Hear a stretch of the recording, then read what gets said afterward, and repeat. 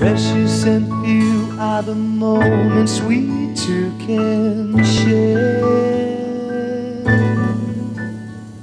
Sinong may sabing wala na tayong magagawa kung tayo ay tinatawag ng senior, advanced, experience, seasoned, o di kaya ay matanda? Sabi nga nila, kalabaw lamang ang tumatanda. At ako po ay naniniwala na ang mga lolo at lola natin, kahit po matanda silang tingnan on the outside, they are still young on the inside. At ngayong hapon po, matutunghayan natin ang napakagandang kwento ni Lola Marina Salazar Leiran na siyang nagpagawa ng isang foundation. Ito po yung tinatawag na Ako Kaakbay Mo Foundation na ang misyon ay ang isubsidize ang mga pamasahe ng mga batang less privileged nang sila ay makapunta sa kanilang paaralan. At kasabay niyan mga kaibigan, siya po ay patuloy sa paghuhon ng kanyang talento sa musika. Let's watch and be inspired. It just wouldn't be fair, 'cause precious and few are the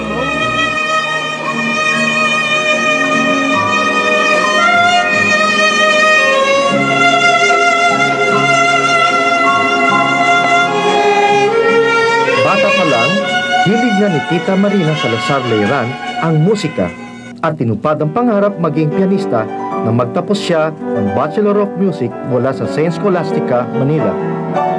Noong may sapat na edad na, ipinamahagi niya ang kanyang galing sa pamamagitan ng pagtuturo ng piano sa mahihirap na mga bata.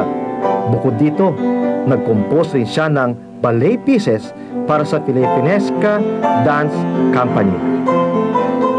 Katuwang ang kanyang asawang si Tito Mon, napalaki nila ang kanilang mga anak sa pag-ahayante ng lupa at insurance. Nang mag-retire, binalikan ni Tita Marina ang pag-ibig sa musika at inipon ang kanyang SSS pension upang mag-record sa studio. Ang title ng kanyang album, Trying Hard at 71.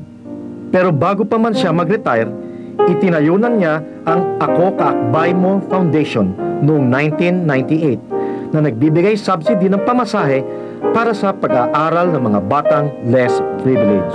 Ako po si Adam Domingo, 18 years old.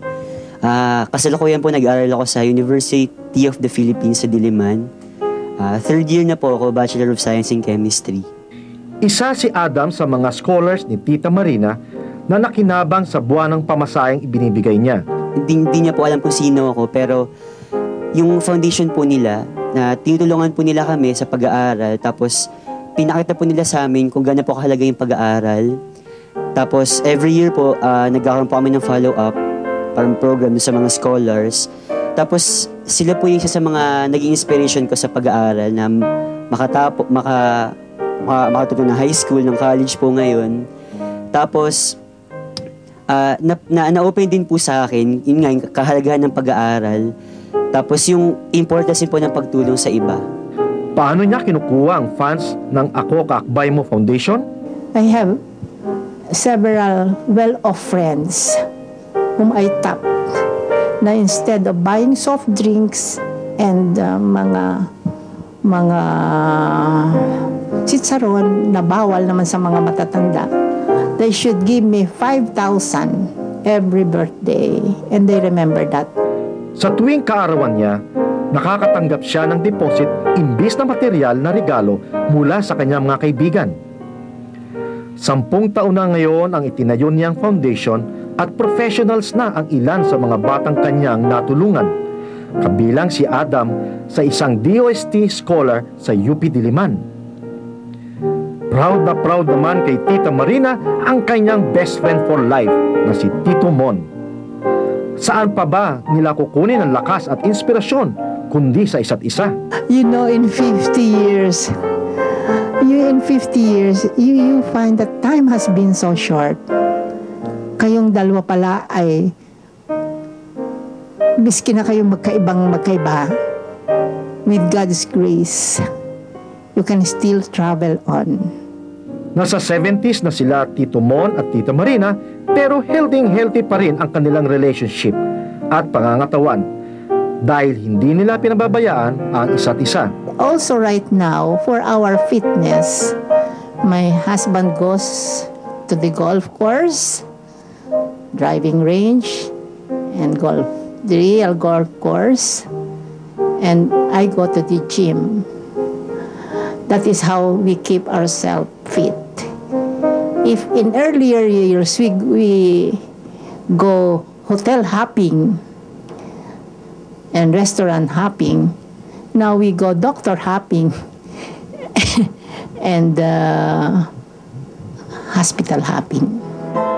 Napapanatili ni Tita Marina ang kanyang sigla at enthusiasm sa buhay. Dahil sa tuwing pagising, ito ang inaalala niya. Time will never go back. Will never return. And you only pass this way but once. Tunay ngang kahanga-hanga ang pagkatao ni Tita Marina. Bukod sa musika, pinapasaya rin siya ng Ako Kaakbay Mo Foundation na patuloy niyang sinusuportahan. Malapit na rin ang gold anniversary nila Tito Mon at magpapakasal raw sila muli.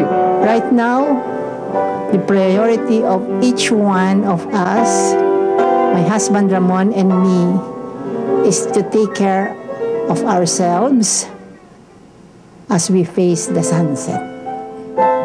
Sana nabigyang inspirasyon tayo sa payo ni Tita Marina.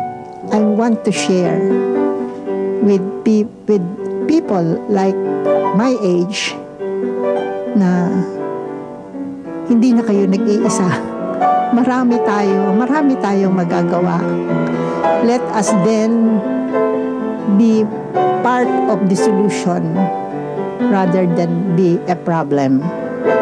Saludo po kami sa inyo, mga lolo at lola.